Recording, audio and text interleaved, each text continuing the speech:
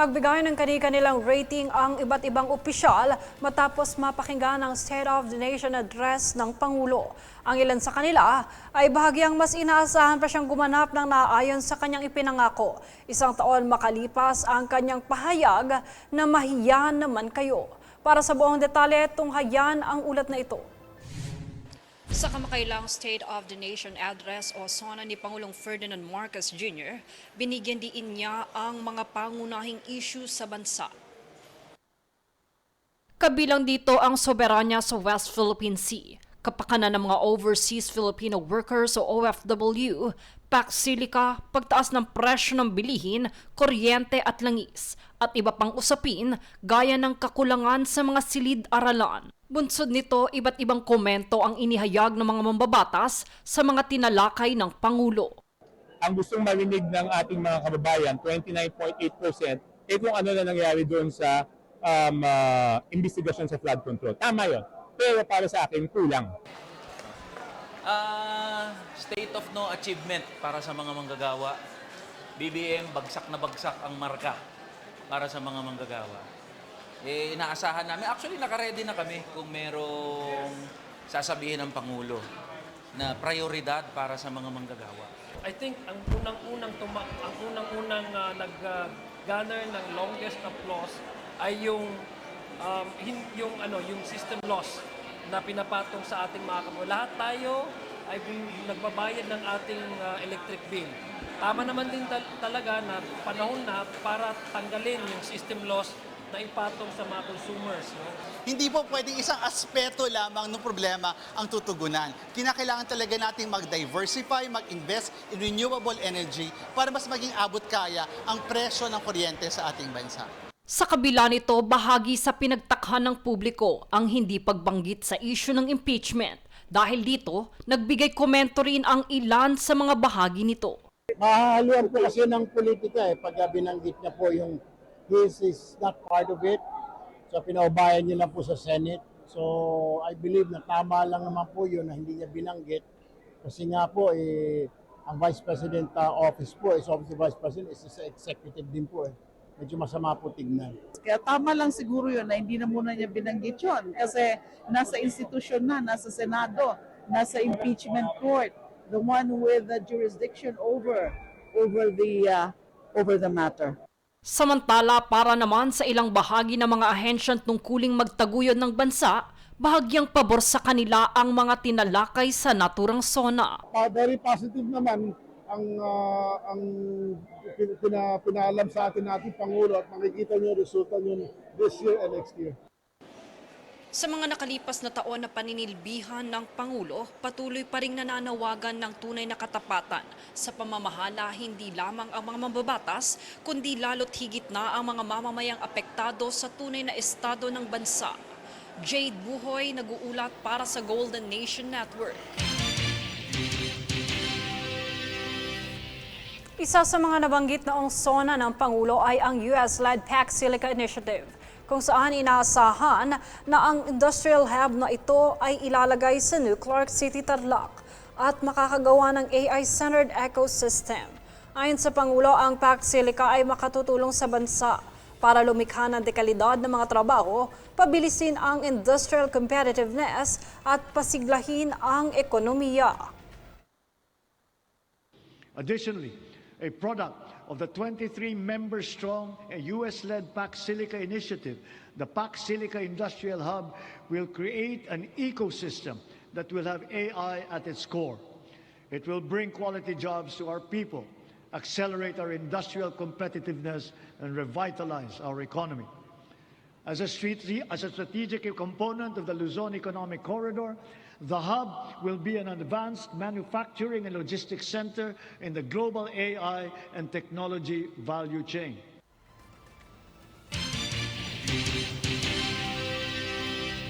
Kaugnay na balita, Bases Conversion and Development Authority o BCDA nagkaroon ng initial meeting sa mga LG at government agencies para sa proposed PAC Silica Hub sa New Clark City at kasalukuyan ding nagsasagawa ng konsultasyon sa mga stakeholder. Ayon pa kay Yusek Claire Castro, base sa report ng BCDA, nagsasagawa sila ng ground assessment para masiguro na magkakaroon ng tamang desisyon base sa accurate assessment on the ground. The Bases Conversion and Development Authority has conducted initial meetings with LGUs and government agencies on New Clark City's development plans, including the proposed PAC Silica initiative. These consultations are ongoing, and we will continue to work closely with these stakeholders as the project progresses. At present, BCDA is undertaking ground assessment activities in the area. These activities are being carried out to ensure that planning and decision-making are based on accurate assessment on the ground and are conducted in a responsible and orderly manner. Sinabi rin ni Castro na posibleng magbago ang ilang mga provisions sa PAC Silica project para sa ikabubuti ng lahat.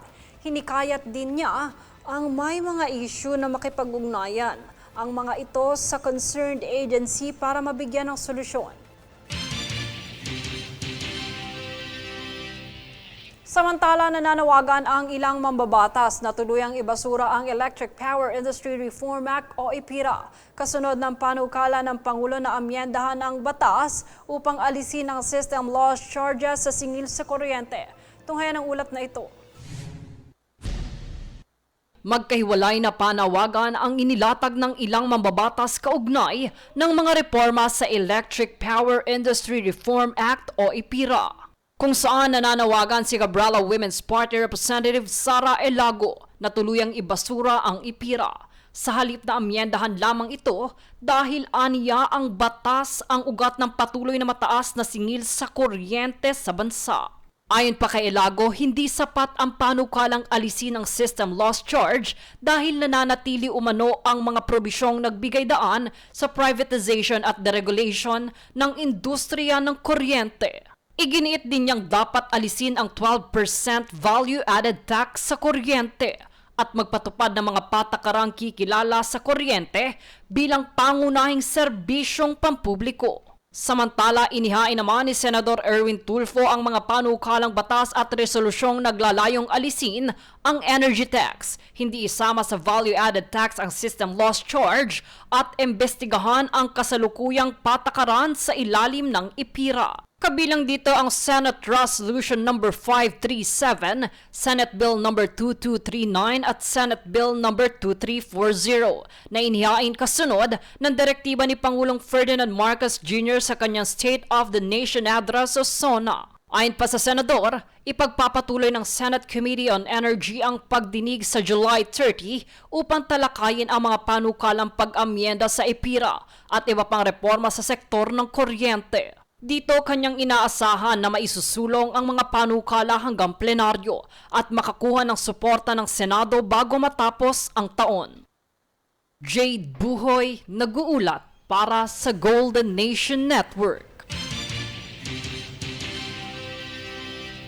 Sa ibang balita, nananawagan si Senador Alan Peter Cayetano na lumikha ang pamahalaan ng sapat at desenteng trabaho sa bansa upang hindi mapilitan ng mga Pilipino na mag-ibang bansa para lang kumita ng sapat para sa pamilya. Sa kanyang kontrasona, hinimok niya ang pamahalaan na magtakda ng malinaw at makatotohanan target kung kailan maaaring wala ng Pilipinong mapipilitang maging OFW dahil sa kakulangan ng oportunidad at mababang sahod sa bansa. Nilinaw pa ni Cayetano na hindi niya tinututulan ng mga Pilipinong kusang nagtatrabaho o nag-aaral sa ibang bansa, kundi ang sitwasyon ng mga manggagawang napapalayo sa pamilya dahil hindi sapat ang kinikita sa Pilipinas. Isinusulong din niya ang Senate Bill No. 104 o Executive Legislative Labor Commission Act of 2025 na magtatatag ng Labor Commission na tututok sa living wage, underemployment, skills mismatch at paglikha ng dekalidad na trabaho.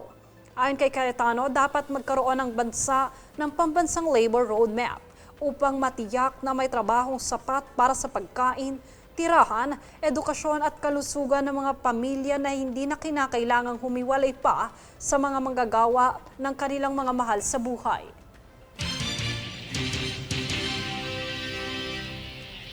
Sa iba pang balita, nagtapos sa 19.07 trillion pesos ang utang ng pambansang pamahalaan nitong katapusan ng Hunyo na panibagong record high at unang pagkakataong paglagpas sa 19 trillion peso mark.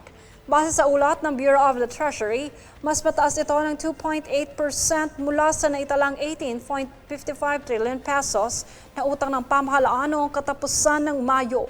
Samantala, bahagya namang lumakas ang halaga ng piso kontra dolyar na nagtapos sa 61.290 pesos nitong katapusan ng Hunyo kumpara sa 61.501 pesos na katumbas ng isang dolyar noong Mayo.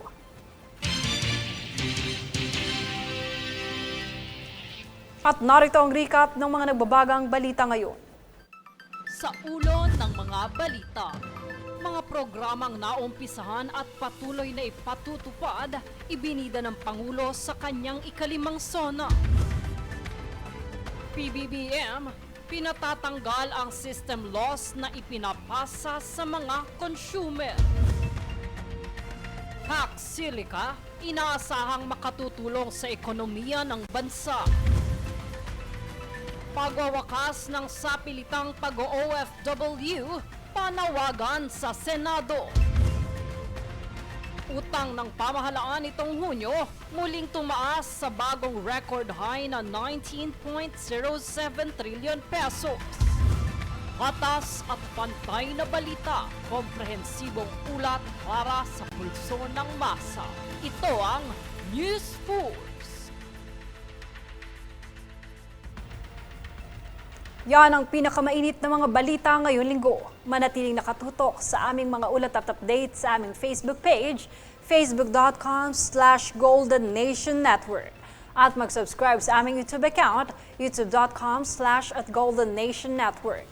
Ako si Jade Buhoy at ito ang News Force.